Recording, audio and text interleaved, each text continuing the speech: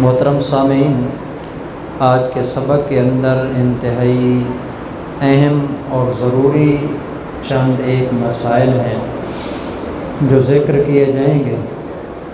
سب سے پہلے تو دل سے دعا کریں۔ آج جس دور سے ہم گزر رہے ہیں یہ وہ دور ہے جس میں حضور کی سنتوں کو ذبح کیا جا رہا ہے۔ ہمیں دعا یہ کرنی چاہیے کہ اللہ ہم سب کو حضور کی ان سنتوں کو زندہ کرنے کی توفیق عطا فرمائے۔ میرا خیال اس کے بارے میں یہ ہے کہ نبی اکرم صلی اللہ علیہ وسلم کی یہ جو حدیث ہے نا، من تمسک بسنتی عند فساد امتی فلہ اجر مئۃ شہید، کہ جو بندہ میری سنتوں کو ذبح کرنے کے وقت، جب میرے سنتوں کو ذبح کیا جا رہا ہوگا، امت میں فساد پھیل جائے گا، جو میرا امتی میری ایک سنت پر بھی عمل کرے گا، اللہ اس میرے امتی کو 100 شہیدوں کا اجر عطا فرمائے۔ آپ یقین کریں، اگر ارد گرد چاروں طرف نظر دوڑائی جائے، بالکل یہی دور ہے کہ جس کے اندر سنت پر عمل کرنے کا ثواب بڑھ جاتا ہے۔ سنت کی اہمیت ختم ہو گئی ہے، بلکہ اکثر میں اپنے ساتھیوں سے ایک جملہ کہا کرتا ہوں کہ صحابہ کرام سنت کو سنت سمجھ کے کرتے تھے، اور آج ہم نے سنت کو سنت سمجھ کے چھوڑ دی ہے۔ یعنی صحابہ اس لیے وہ کام کرتے تھے کہ یہ حضور کی سنت ہے، ہم اس لیے چھوڑ دیتے ہیں کہ ہے تو سنت ہی نا، کوئی فرض اور واجب تو نہیں ہے نا، سنت ہی تو ہے، کہ جس کے بارے میں آپ نے صلوات والسلام نے فرمایا کہ جو بندہ مجھ سے محبت کرتا ہے وہ دراصل میری سنت سے محبت کرتا ہے، اور جو میری سنت سے محبت کرتا ہے وہ مجھ سے محبت کرتا ہے، اور جو مجھ سے محبت کرتا ہے قیامت والے دن وہ جنت میں میرے ساتھ جائے گا۔ تو سنتوں کو آج ضرورت ہے نئے سرے سے زندہ کرنے کی، تو اس پہ ہمیں توجہ دینی چاہیے۔ آج کے سبق کے اندر یہ بات مجھے اس وجہ سے بار بار یاد آ رہی ہے کہ آج میں نے جو بات کرنی ہے وہ عید کی نماز کے بارے میں ہے۔ یقین کریں دل دکھتا ہے جس وقت اس بات کو سوچا جاتا ہے نا، غور کیا جاتا ہے۔ عید نماز ابھی عید الاضحیٰ آئے گی تو پڑھی جائے گی۔ شہر کے اندر مختلف اعلانات آپ نے پڑھے ہوں گے، کہیں لکھے ہوئے میڈیا پر، سوشل میڈیا پر چل رہے ہیں۔ ہمارے ہاں تقریباً عید الاضحیٰ کے دن یعنی جمعرات کو سورج طلوع ہوگا 5 منٹ پر، اس کے بعد تقریباً 12 سے 14 منٹ ہوتے ہیں جو مکروہ وقت ہوتا ہے جس میں نماز نہیں پڑھی جا سکتی۔ تو یہ 17-18 منٹ سے آگے جا کے وہ وقت شروع ہوتا ہے جو کراہت والا وقت ختم ہوتا ہے۔ شہر کے اندر کئی مسجدیں ایسی بھی ہیں جس کے اندر 20 منٹ پر 5:20 پر نماز جماعت عید کی کھڑی ہو جائے گی۔ اس طرح کے لوگوں نے حضور کی کتنی سنتوں کو ذبح کی ہے۔ میں اگر آپ کو شمار کر کے بتاتا جاؤں نا کہ 1 سنت 2 3 4 5 اتنی سنتیں ہیں جو میں نے باقاعدہ لکھی بھی ہیں، تو آپ یقین کریں کہ یہ سارا میرا وقت ان سنتوں کے بتانے پر لگ جائے گا جو لوگ اس طرح کی نماز پڑھ کے حضور کی سنتوں کو ذبح کرتے ہیں۔ یہ کہاں ہوتا ہے؟ زیادہ تر وہاں ہوتا ہے جہاں مسجد کی انتظامیہ جاہل قسم کے لوگ ہوتے ہیں۔ خطیب صاحب اگر ان کو بتائیں بھی صحیح تو وہ ان کی بات ماننے کے لیے تیار نہیں ہوتے، جس کی وجہ سے وہ وہی کرتے ہیں جو ان کی جہالت کہتی ہے۔ عالم کی بات کو نہیں سنتے، خطیب کی بات کو نہیں سنتے، وہ وہی کرتے ہیں جو ان کے ذہن کے اندر آتا ہے۔ نتیجہ یہ نکلتا ہے کہ ان کی وجہ سے بہت ساری سنتیں ہوتی ہیں، وہ خود بھی ان کو ذبح کرتے ہیں اور بہت سارے لوگوں کے لیے سنتوں کو ذبح کرنے کا ذریعہ بھی بن جاتے ہیں۔ آپ علیہ السلام عید کی نماز کیسے پڑھتے ہیں؟ فجر کی نماز پڑھ کے آپ علیہ السلام کی جیسے عادت ہے اپنا ذکر اذکار کرنے کی وہ کیا، اس کے بعد آپ علیہ السلام گھر کے اندر تشریف لے جاتے اور گھر کے اندر تشریف لے جانے کے بعد غسل فرماتے ہیں۔ غسل کرنا سنت ہے آپ علیہ السلام کی عید الاضحیٰ اور عید الفطر کے دن جی۔ اور اس زمانے کے اندر یہ بھی نہیں ہے کہ غسل خانے بنے ہوئے ہوتے تھے، بس فوراً گئے ٹوٹی چلائی اور جو ہے نا غسل کر کے آ گئے۔ پانی ہوتا تھا لوٹوں کے اندر، اس کے ساتھ آرام کے ساتھ غسل کیا جاتا تھا۔ تو غسل کرنا، اس کے بعد کپڑے پہننا، تیل لگانا، سرما لگانا، اسی طرح جو ہے نا خوشبو لگانا، مسواک کرنا، اور باقاعدہ چھوٹے بچے جو ہوتے تھے ان کو تیار کر کے لے جانا۔ اور آپ علیہ السلام کے زمانے کے اندر تو خواتین بھی عید کی نماز پڑھنے کے لیے جاتی ہیں۔ اور آپ کا کیا خیال ہے، فجر کی نماز پڑھ کے جو خواتین نے بھی عید نماز پڑھنے کے لیے جانا ہو تو کتنا ٹائم لگ جاتا ہو؟ اور عید کی نماز نبی صلی اللہ علیہ وسلم پڑھتے ہیں جہاں مدینے کی آبادی ختم ہو جاتی ہے، اتنا دور جاتے ہیں آپ علیہ السلام عید کی نماز پڑھنے کے لیے کہ اس دور کے اندر جہاں مدینے کی آبادی ختم ہو جاتی ہے اس سے آگے جا کے حضور عید کی نماز پڑھتے ہیں، عیدگاہ بنائی ہوئی ہے۔ کتنی ساری سنتیں ہیں، پیدل جانا ہے، تکبیرات کہتے ہوئے جانا ہے، ذکر اذکار کرتے ہوئے وہاں پر جانا ہے۔ اور وہ واقعہ بھی مشہور ہے، حضرت عمر کے دور کا بھی ہے، حضور کے دور کا بھی ہے۔ آپ نے بھی خطیبوں سے سنا ہوگا کہ آپ علیہ السلام عید نماز پڑھانے کے لیے جا رہے ہیں، راستے کے اندر کوئی یتیم بچہ مل جاتا ہے، آپ علیہ السلام اس یتیم بچے کو واپس لاتے ہیں، گھر کے اندر لے جاتے ہیں، اس کو غسل کرواتے ہیں، نئے کپڑے پہنواتے ہیں۔ کدھر سے آئے کپڑے؟ لیے کہیں سے، اس کو کپڑے پہنائے، اس کو غسل کروایا، خوشبو لگائی، اس کی انگلی پکڑی اور اس کو اپنے ساتھ چلا کے لے گئے۔ اس کے اوپر مزید کتنا وقت لگا ہوگا جی، سوچنے کی بات ہے۔ پھر آپ علیہ السلام اس کو وہاں پر لے کے جاتے ہیں اور جا کے جو ہے آپ علیہ السلام خطبہ دیتے ہیں۔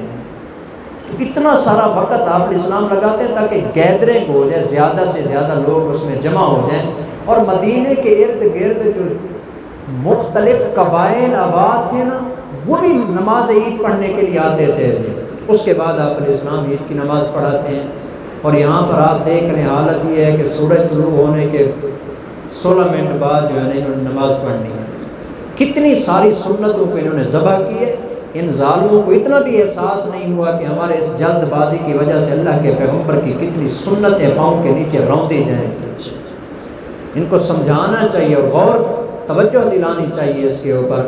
اور ہمارے لوگوں کو بھی شوق ہے جی، بعض ایسے بھی ہوتے ہیں کہ شہر کے آخری کنارے پہ بھی جلدی اگر عید نماز پڑھی جائے، آخری کنارے کا بندہ اس کنارے پہ نماز پڑھ واپس آئے گا، اس کے اپنے علاقے میں بھی نماز ہو جائے گی۔ اور شوق پورا کرنے کے لیے وہاں اس نے آخری کونے میں جانا ہے، ذرا جلدی نماز پڑھ لی ہے۔ کیسا جاہل آدمی نہیں ہے، اس کو اتنا بھی احساس نہیں ہے کہ آپ علیہ السلام کی کتنی ساری سنتیں تھیں جن کو اس نے پائمال کی ہے۔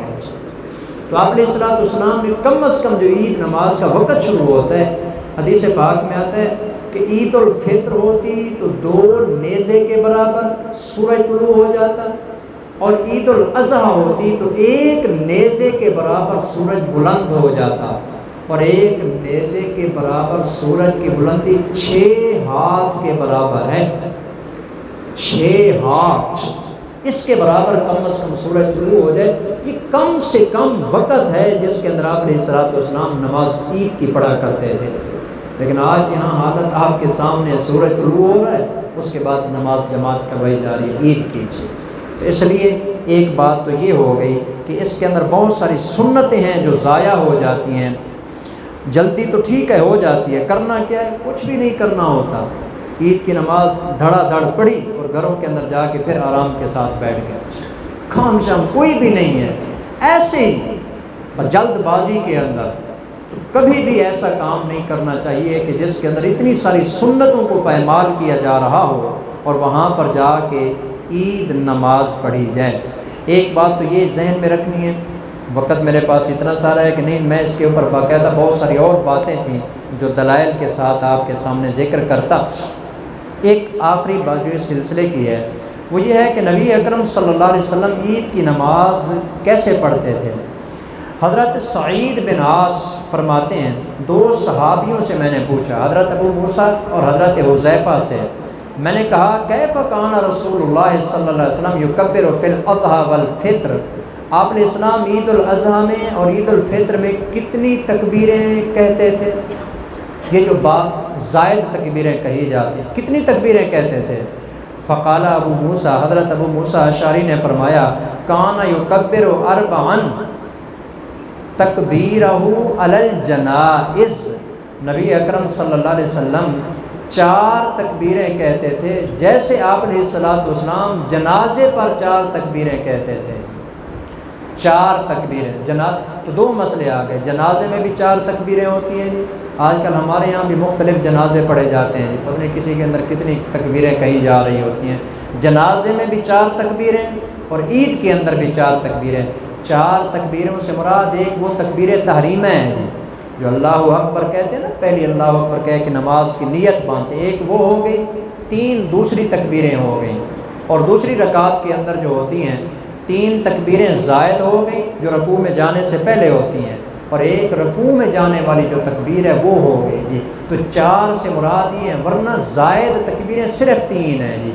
پہلی رکعت کے اندر جو تکبیریں ہیں وہ قرات سے پہلے ہوتی ہیں، سبحانک اللہم مکمل کرنے کے بعد 3 مرتبہ اللہ اکبر کرنا ہے، ہاتھ بلند کرنے ہیں، چھوڑ دینے ہیں، اس کے بعد پھر جو ہے نا اللہ اکبر 3 مرتبہ تکبیر کہہ کے تیسری مرتبہ ہاتھ باندھ لینے ہیں، اور پھر نماز قرات شروع کر دینی ہے۔ امام جیسے قرات کرے گا، قرات کر کے رکوع کرے گا، 1 رکعت مکمل، دوسری رکعت میں قرات کرے گا، قرات کے بعد رکوع میں جانے سے پہلے 3 مرتبہ مزید زائد تکبیریں کہے گا، چوتھی تکبیر جب کہے گا تو اس کے ساتھ رکوع میں چلے جانا ہے۔ تو یہ آپ علیہ السلام کا طریقہ تھا عید کی نماز پڑھنے کا۔ تو حضرت ابو موسیٰ اشعری نے جب یہ مسئلہ بتایا نا اس ساتھی کو جنہوں نے پوچھا تھا، تو ساتھ جو حضرت حذیفہ بیٹھے تھے، تو فقال حذیفہ صدقہ، حضرت حذیفہ نے کہا کہ جو ابو موسیٰ اشعری نے مسئلہ بتایا ہے نا، اس نے بالکل سچ بتایا، آپ اسی طرح ہی نماز عید پڑھتے تھے۔ تو نماز عید پڑھنے کا بھی ساتھ طریقہ آ گیا جی۔ باقی بہت سارے اس کے اندر مسائل ہیں جی، سنے ہوئے ہیں آپ کے، عید گاہ کی طرف جاتے ہوئے، نماز پڑھنے کے لیے جاتے ہوئے جس راستے سے جانا ہے اس راستے سے ہٹ کے واپس آنا ہے،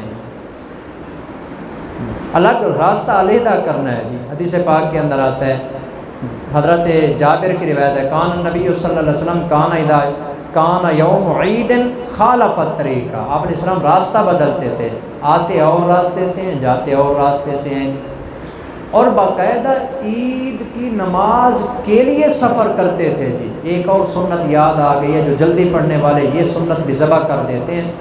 عام طور پر 4:45 فجر کی نماز ہو رہی ہے اور 5:20 کے اوپر نماز ہو رہی ہے عید کی جی۔ اب کرنا کیا ہے جی، فجر کی نماز پڑھ کے وہاں بیٹھ جائیں گے، تھوڑی دیر خطبہ ہوگا، اتنے میں جو ہے نا 20 منٹ ہو جائیں گے، اور اسی ایک سفر کے اندر جو فجر کی نماز کے لیے کیا تھا اسی کے اندر ہی جو ہے نا عید نماز بھی پڑھ دی ہے جی۔ حالانکہ آپ علیہ السلام کی عادت تھی عید نماز پڑھنے کے لیے علیحدہ سفر کرتے تھے، اسی سفر کے اندر یہاں پر کیا جا رہا ہے۔ ایک سنت یہ بھی ہے جو اس میں ذبح کی جا رہی ہوتی ہے جی۔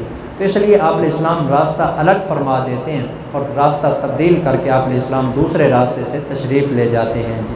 تو اس کے علاوہ اور بہت ساری سنتیں ہیں جی، جو وقت کی قلت کے پیش نظر میں ساری تو نہیں سنا سکتا آپ کو، تو بہرحال جی یہ بہت ساری سنتیں ہیں، سب کا اہتمام کرنا۔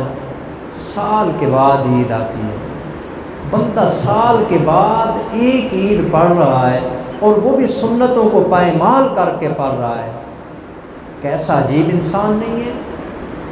کیوں؟ جلد بازی میں نے جلدی پڑھنی ہے، کرنا کیا ہے؟ کرنا پھر بھی کچھ نہیں ہے۔